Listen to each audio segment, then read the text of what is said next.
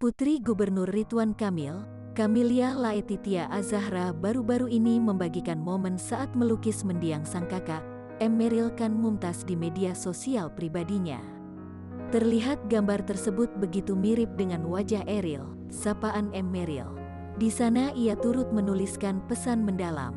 Zara, panggilan akrab Kamiliah, terlihat membawa lukisan tersebut saat prosesi pemakaman Eril pada Senin, 13/6 di Kecamatan Cimaung, Kabupaten Bandung, Jawa Barat. Seperti dikutip dari akun TikTok @soryoutoforder, Selasa. Zara menyebut jika lukisan itu ia buat saat sang kakak tengah tersenyum di sebuah toko souvenir dekat pegunungan Toblerone, Swiss. Berikut selengkapnya.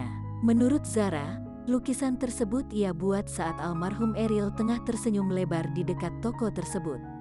Tepatnya di sebuah toko souvenir dekat pegunungan Toblerone, Swiss. Di sana Zara mengaku jika lukisannya ia buat untuk didedikasikan kepada almarhum sang kakak yang telah memberi banyak inspirasi kepadanya.